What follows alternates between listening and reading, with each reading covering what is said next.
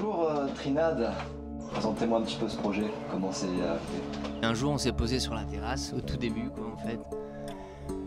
Et on s'est dit bon ben voilà, on va faire de la zik ensemble, et puis j'ai sorti la guitare.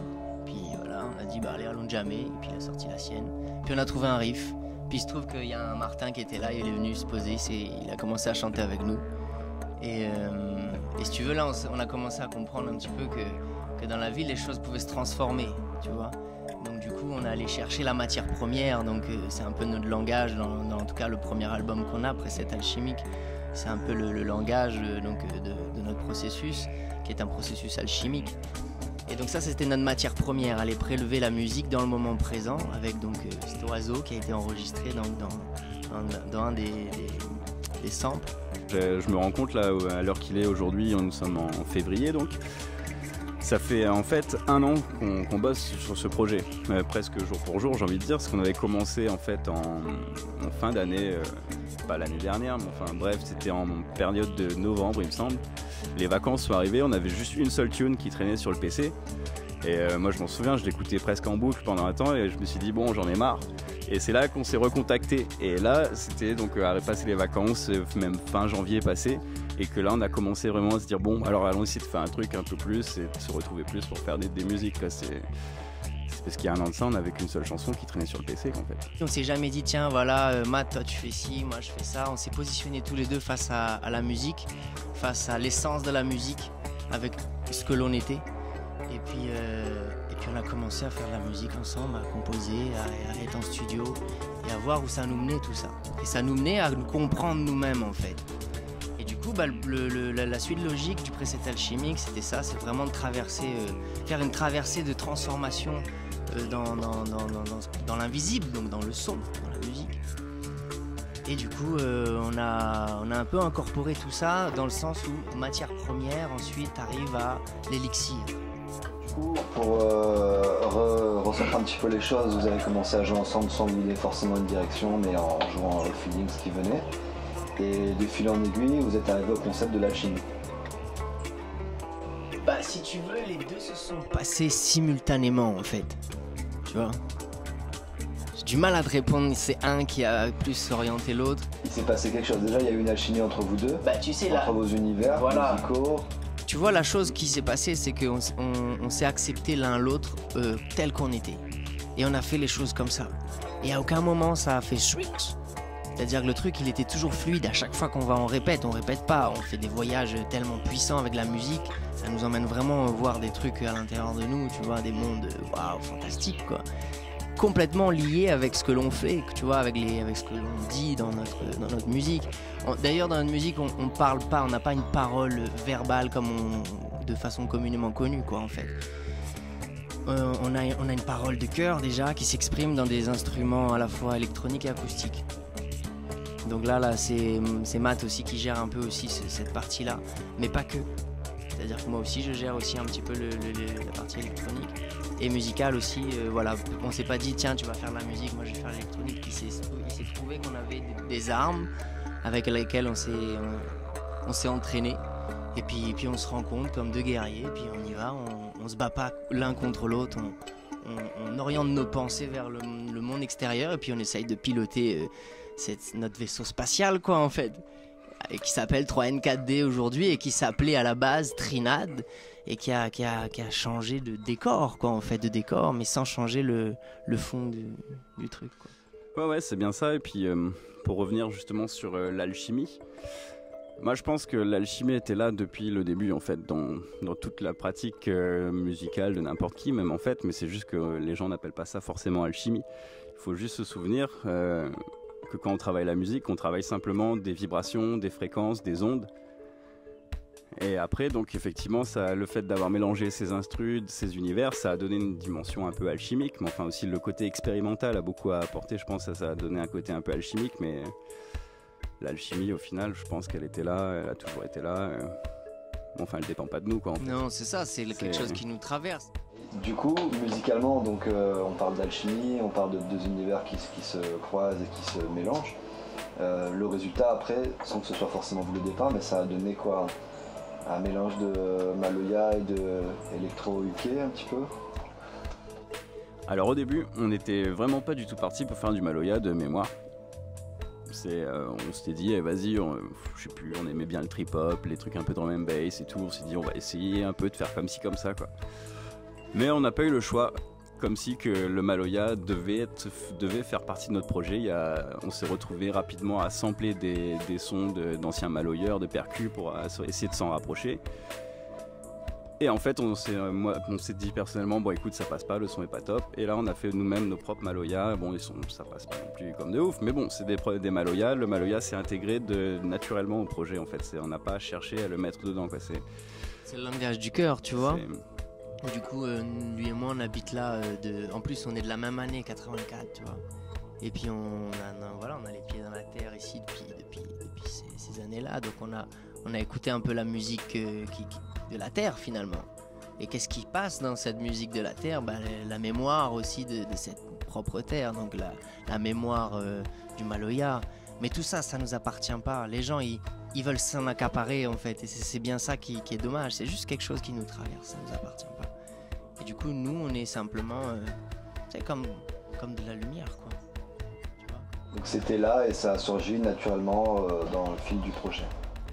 Bien sûr, sachant que le projet s'inscrit à La Réunion, on s'inspire de notre environnement. Tout à l'heure, on disait, il y a un Martin qui est venu poser sur notre son. On l'a gardé, quoi. Il a passé son casting. Et le Maloya, voilà, il est là. Tout autour de nous, on peut pas composer sans, quoi. Ça nous appelle forcément, quoi. Moi, c'est comme ça que j'ai ressenti la chose, quoi. On a essayé avec un endormi. Mais en fait, il parlait pas. Mais donc on a tenté de faire la musique du silence. Hier, on répète, on a fait une pause, tu vois. Imagine la musique comme un vaisseau spatial, tu vois, tu décolles. On faisait des tests, on savait qu'on était juste tous les deux. Imagine, t'es dans un vaisseau, ok, t'es là, tu rentres dans ta cabine, tac, tac. Puis c'est la première fois que tu commences à voler, quoi. Donc, puis là, tu allumes les gaz, il y a un truc qui se pète la gueule. Merde, bon, allez, c'est déjà parti, allez, on y va. Tac, merde, je vais te fermer la vitre, clac, clac. Ok, ça décolle, mais il y a une roue qui touche. Bon, un peu déstabilisé, mais ça part, quoi. Mais là, c'était un peu la répète de hier, comme ça. Et à un moment donné, tu vois, il y a eu blackout, plus rien. Ça a fait une espèce de silence, mais avec, l'écho du silence, c'est que la musique, la mémoire de la musique, elle était encore là. L'écho, le silence, il a duré longtemps, tu vois, l'écho, en fait, c'est l'écho du silence. Et quand le machin, il a été repêché, là, on s'est dit, mais, en fait, ok, c'est comme si on avait vécu un peu la mort, tu vois, dans la vie, tu vois, rien que par la musique. Et avec la musique, on a la capacité de faire ça, en fait, tu vois, de toucher l'invisible, de le comprendre, de le maîtriser, mais en soi, en fait. Quelque part, on essaie de le matérialiser pour revenir à cette question d'onde, en fait. Si on arrivait à visualiser les ondes quelque part, ou la musique, qu'est-ce qu'il y a de plus proche pour essayer de voir ces ondes, si on essaie mais c'est juste qu'on voit avec les oreilles, quoi. Pour rester donc sur la musicalité, c'est un projet qui s'écouterait plutôt ou à la plage, ou dans le Zion en méditation, ou à ta case tranquille, ou dans ta voiture en allant en soirée, ou peut-être tout ça à la fois. Pour toi, pour vous? Pour avoir fait le test, ouais, ça passe bien partout. Non, c'est en fonction de son humeur, j'ai envie de dire. C'est justement, vu qu'il n'y a pas de parole, c'est libre un peu à la personne qui écoute de se placer comme il veut dedans, quoi. En soirée, bien sûr. La journée aussi, ça me déplaît pas. On m'a souvent dit que ça passerait bien sur la plage au coucher de soleil. C'est clair. Mais personnellement, je le vois bien aussi dans les hauts. Mais après, bon, c'est dommage, dans les hauts, il y a déjà tellement de sons qui sont bien. Dans les hauts, le matin très tôt, tu sais, au lever du soleil. Tu vois. Mais je pense, après, à tous ces sons de la nature, ce serait dommage de venir gâcher avec des gros sons. Mais c'est ça, la possibilité aussi avec 3N4D, la musique comme on l'entend là, c'est qu'on peut le faire... on peut le faire partout, en fait. Ce qui nous met un peu en challenge, c'est qu'en ce moment, on répète, on met pas la musique fort, en fait. Tu vois, on met pas les basses, là, qui viennent soutenir une espèce de truc comme s'il y a la terre qui vient résonner sous tes pieds, quoi. Du coup, comme ça résonne pas assez, ça résonne pas, tu vois, jusqu'aux pieds. Et donc là, ce qu'il nous faut, en fait, pour tester un petit peu la bête, quoi, le vaisseau spatial, on a construit un engin qui peut voler, mais hyper vite, quoi, à la vitesse de la lumière. Mais là, pour l'instant... On flotte un petit peu dans l'atmosphère, tu vois. On n'a pas encore mis les gaz, tu vois. Mais pour l'instant, il est bridé, tu vois. Et donc, le problème un peu aussi de tous les artistes, je pense, c'est à un moment donné, si on a compris ça, de tester cette chose-là à fort volume, quoi, en fait. Et on va voir que c'est pas un volume qui détruit, parce qu'en fait, on aura entendu vraiment, là, déjà, là, comme je vous parlais tout à l'heure, la musique du silence. Donc, on saura maîtriser cette énergie. Les gens, ils savent pas maîtriser forcément ça. Il y a des gens, même des ingénieurs qui sont très bons, ils entendent pas en fait la musique avec le cœur, tu vois. Pour eux, c'est devenu le business, la musique. Bam, bam, bam, bam, bam, bam. Avec tout ce que vous avez à dire, le choix de ne pas mettre de paroles dessus, du coup, comment vous l'expliquez? Est-ce que c'est parce qu'il y a déjà beaucoup de choses à dire à travers la musique toute seule? Je chante beaucoup, je parle beaucoup. Quand je vais avec ce projet 3N4D qui prend entièrement ma vie en même temps,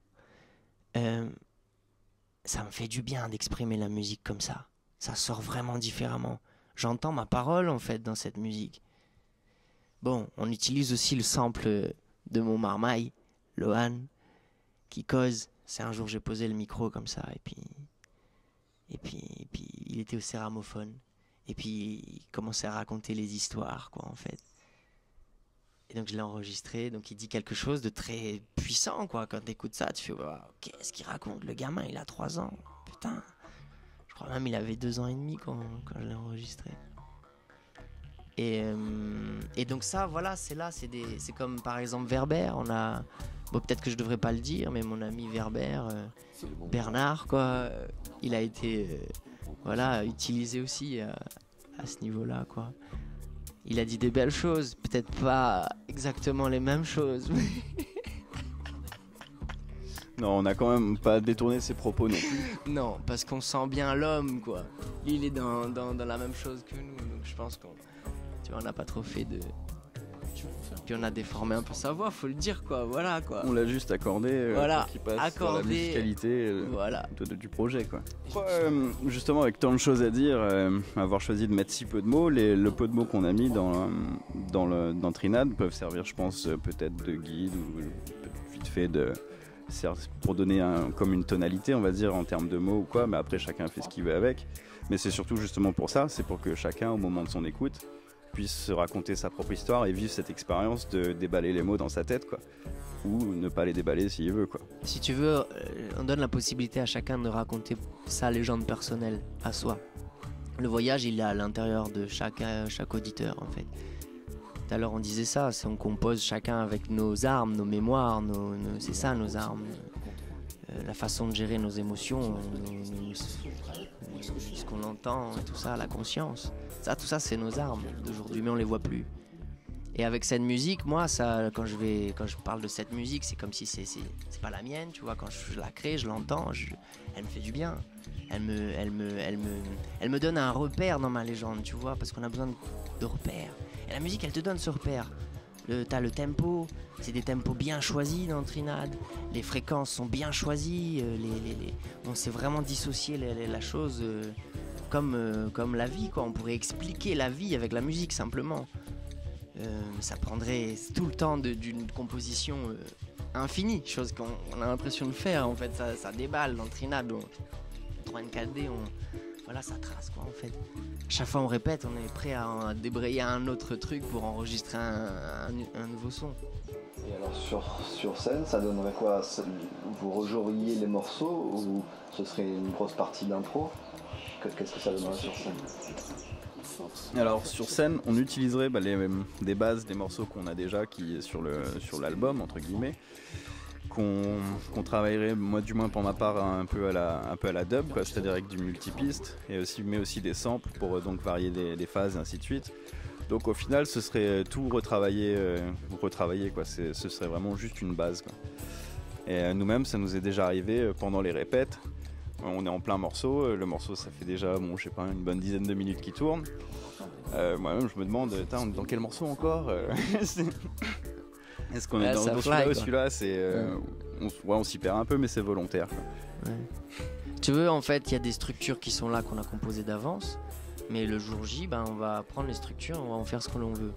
C'est-à-dire qu'on peut complètement mêler un morceau de matière première avec Elixir et le grand œuvre parce que c'est en tempo 111. Puis après on peut, tu vois, varier. On a très peu de tempo en fait. Mais on a des tempos bien sélectionnés, 109, 111, 132, 123, on commence à les connaître par cœur, tu vois. Voilà, après on a des clés qui peuvent s'enchaîner, les rés avec les rés, parce que j'utilise le didge, c'est en ré. Moi, le didge, c'est un instrument aussi qui me parle dans ma légende, tu vois. Quand je joue dans un instrument, j'exprime quelqu'un, une part de moi, quoi, en fait. Le didge, il me parle là, au niveau de chakra de l'onde énergétique, là, ici, la cité des joyaux. C'est très feu, en fait. Tu vois. Et après, on parlait de ça tout à l'heure. Moi, par exemple, je peux dire, voilà, je joue du didgeridoo, mais ça appartient aux Australiens, aux aborigènes. Et on peut dire, je pique la culture de ça, mais non, en fait. Souffler dans un bout de bois, c'est bien plus universel que simplement une culture, tu vois. Par contre, c'est eux qui ont accueilli cette mémoire-là sur la Terre, tu vois. C'était les premiers à comprendre le bordel, quoi. Et tant mieux, on est là entre frères. On est une grande famille, tu vois. Donc, l'idée, c'est de comprendre vraiment cette chose-là et pas en faire n'importe quoi. Je vais pas commencer à me déguiser comme un aborigène et souffler dedans. Non, je souffle dans le bout de bois avec ma légende. Parce que c'est lui, c'est ce qu'il a fait, l'aborigène. Sauf que les gens, ils comprennent pas ça. Ils essayent de revoler la culture au lieu de comprendre l'instrument. Tu vois, comment il te parle. D'ailleurs, peut-être tu vas jouer du didgeridoo en tapant dessus, peut-être, tu vois. Ça va donner un nouveau truc. Ça peut être un piqueur ici à La Réunion, voilà. D'ailleurs, on l'a tous utilisé comme ça à un moment donné, quoi. Si tu tapes dessus sur le bord, ça fait un petit peu indien, tu vois, ça fait un peu tabla. Il y en a qui soufflent dedans le didge, ça fait une flûte. J'ai jamais réussi. Incroyable. Et c'est pareil, tu vois, j'ai un gambri aussi. Le gambri, ça vient du Maroc. Mais il y a toute une histoire de ça. Je dis, il y a une mémoire là, il y a un truc, tu vois. Moi, le gambri, il me parle là. C'est comme le céramophone aussi. Ça, c'est le troisième œil, en fait. Et donc, j'associe un peu tous ces instruments à ma légende. Bon, on pourrait faire le tour pareil, hein, avec le handpan, avec la flûte, tu vois, on peut faire ça. La flûte, il y a toute une histoire aussi. La flûte, c'est une flûte irlandaise. Mais ça, j'ai récupéré cette flûte-là aux Trois Salazes. Et c'est un gars qui me l'a offert. Tu vois, une histoire. Alors que tu vois, c'est cette histoire-là que je joue, c'est pas, je veux pas jouer de la flûte de façon irlandaise, tu vois. Ce qui donne du coup à 3N4D une espèce de truc hybride. On peut tout entendre, tout faire en fait. Tu nous mettrais avec des Indiens, ça passerait. Je parle des Indiens dans l'Amazonie comme des Indiens sitars et tout ça, quoi. On pourrait aller rencontrer n'importe quelle tribu, ça collerait. Avec ou sans même électronique. Donc le projet effectivement s'adapte, peut prendre plusieurs formes. Arrivé au moment du live, quoi. Il est fait pour. Moi, si j'avais un instrument, si on me dit, bah c'est quoi ton instrument de prédilection, je répondrais la guimbarde. Mais en fait, c'est tellement puissant, une guimbarde. C'est juste tu connais la guimbarde? C'est le truc qui vibre là, juste t'as une lamelle là, et puis ça. Ouais, déjà tu fais sonner à vite, tu te dis, bah c'est quoi ce délire? Allô? C'est cool, code. Et puis en fait, quand tu t'aperçois que c'est toi-même la caisse de résonance, c'est toi-même Tu vois, la guimbarde, je la fais chanter partout dans mon corps. Elle me fait voyager tellement à l'intérieur de moi que du coup, j'y mets vraiment toute ma légende dedans, en fait. Et c'est pour ça que je choisirais ça. En plus, c'est cool parce que c'est léger. Tu peux partir partout avec. Et j'en ai fait des voyages avec. J'ai joué... Au début, je savais pas jouer ce machin-là. Je me fais saigner le doigt, je me suis fait saigner la lèvre, je comprenais pas. Et puis à un moment donné, au bout de 3 heures de jeu sans s'arrêter dans la forêt, tu commences à te faire des repères. Puis là, tu construis, t'entends tes boucles, t'entends des mélodies dessus, mais tu peux pas encore les chanter. Puis un jour, ah putain, ça chante. Ah waouh, c'est génial. Puis du coup, tu enlèves la guimbarde et puis tu sens que putain, ça t'a fait un truc. Et quand tu chantes, ça chante différemment. Et tu vois que tu progresses. tu te dis putain, mais je continue, tu vois, je continue à faire juste une seule chose, cette chose-là, et rien d'autre. Et c'est ça la grande difficulté, c'est aujourd'hui on est découpé. On est découpé dans nos actions, on sait plus faire qu'une seule chose. Bon, en même temps, heureusement que dans Trinad, tu fais pas que la guimbarde, quoi, sinon... Je te dis, faut pas, tu vas pas jouer que de la guimbarde, clairement. Mais si un jour j'étais amené à jouer que de la guimbarde, tu vois, je pourrais quand même raconter ma légende. Mais par contre, du coup, j'ai la possibilité de le faire avec plein d'autres instruments qu'il y a autour de moi, donc ça, bien sûr. Moi, j'aime bien exprimer les choses de façon différente. J'aurais pu te faire une interview juste en mouvement. Ça sera peut-être pour plus tard, je sais pas. On a déjà fait des featuring avec une chanteuse d'un autre groupe, Exento, Amy, de son nom. Donc on a fait, ouais, voilà, elle participe un peu au projet déjà, donc on s'est dit ça apporte une couleur assez intéressante. Mais au début, c'est surtout que le projet, il n'était pas encore assez mûr. On s'est dit pour sortir, pour aller voir qui que ce soit avec. Mais là, on a déjà commencé à proposer à certains artistes de faire un featuring avec nous et ils sont pas contre. Maintenant, il reste plus qu'à que ça se fasse pour vraiment pouvoir en parler. Mais c'est en projet en tout cas. Et après, est-ce qu'il y a du monde qui va faire des réglages aussi, qui va venir mettre les doigts dedans ou quoi ? Je le souhaite. Arrivé à un moment, on est obligé de passer par là. On peut pas vraiment tout faire soi-même. On est obligé forcément de... Il y a des gens qui font ça mieux que nous, quoi. Donc forcément, quand on aura les moyens, on va essayer d'aller embaucher ce genre de personnes, quoi. Sauf que la différence, tu vois, c'est que nous, on sait faire le truc. Tu vois, moi, j'ai vu Matt bosser quand je suis arrivé. Je connaissais que dalle. Je suis un teubé, moi, en électronique et tout ça. En tout cas, je suis pas un teubé, mais je suis flemmard. J'ai pas envie. Et là, par la force des choses, j'ai vu qu'est-ce qui touchait comme bouton. J'ai observé parce qu'il fallait que je comprenne ce qu'il faisait. Donc, ok, je sais le faire. Lui, il sait piloter, mais au moins, je sais le faire. Il y a un truc formidable, c'est que des fois, on a des sessions acoustiques comme ça. Soi-disant, on fait des pauses. Puis on se pose. Moi, je suis un drogué de la musique. J'ai besoin de jouer. Et je joue du DJ, et lui, il me coach. Et là, il me dit, plus fort les graves, attention les aigus, moins de traînance. Là, ici, tac, comme ça, bim. Et là, il sculpte le son avec l'oreille qu'il a, l'oreille aiguisée qu'il a, parce qu'il s'entraîne depuis trop longtemps, ce mec-là. Il a besoin de s'exprimer, et, tu vois. C'est pour ça que nos univers, ils ont switché, ils ont se matché, quoi, en fait. Parce on a besoin l'un l'autre de s'exprimer, en fait.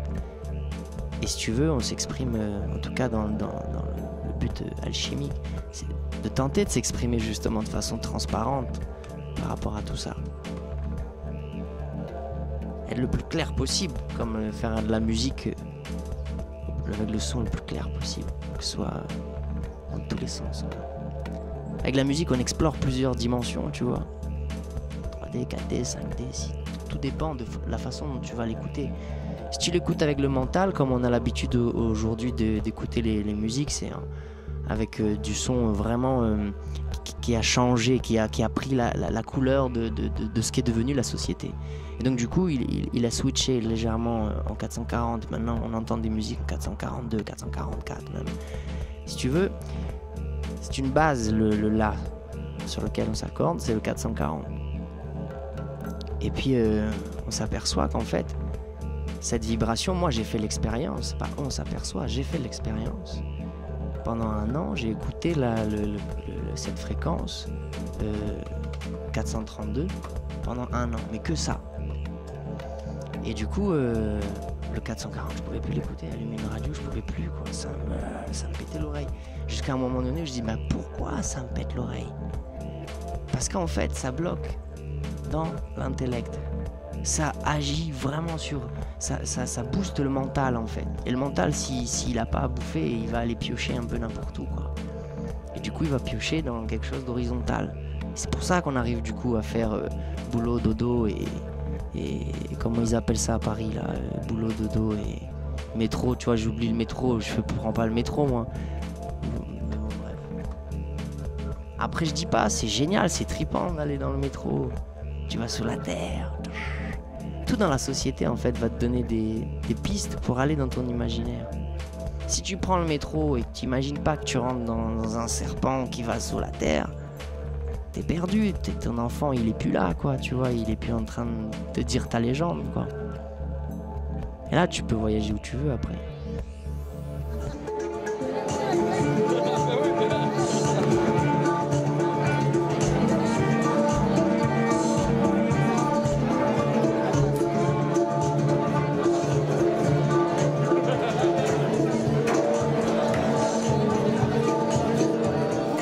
Est-ce qu'on travaille avec du monde ou quoi des fois? En fait, si, Yes. ça nous arrivait aussi de faire des featuring avec d'autres instrumentistes. Là, de mémoire, ça m'avait échappé. Et puis, ouais, les gars se sont greffés dessus sans problème. Donc, ça reste un projet ouvert aussi. Il y a de la place.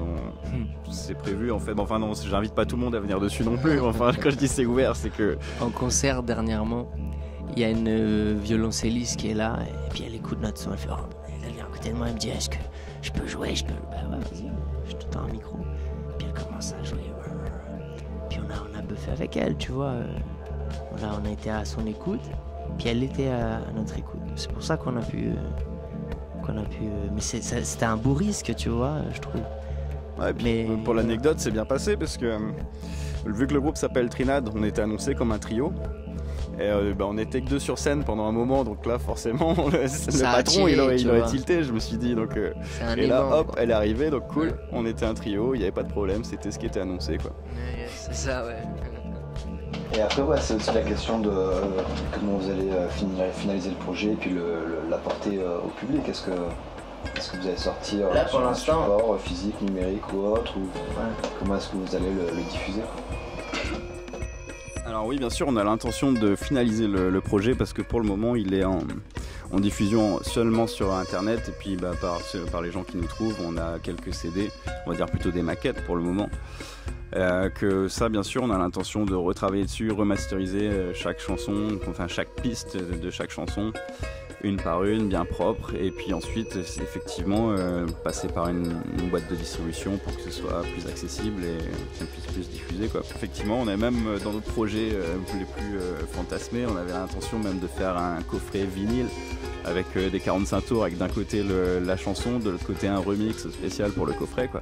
Avec donc un petit coffret de 6 disques, 7 disques en fonction d'eux, et puis voilà, quoi. Mais bon. Ou le gros LP pour les puristes aussi, voilà, il y aurait plusieurs versions, bon, enfin ça c'est dans les délires de Zicost et de Méloman, quoi. Tu le dis comme tu veux. C'est toi qui choisis, c'est ta légende, n'oublie pas. Ouais. Yep, merci Laurent d'avoir passé ce temps pour l'interview et d'avoir été à notre écoute. C'est bien cool. Avec plaisir, merci à vous. Ouais. Franchement, c'est la première fois que je fais ça, les gars. C'est la première fois que j'improvise avec de l'électro et je surkiffe parce que j'adore cette musique.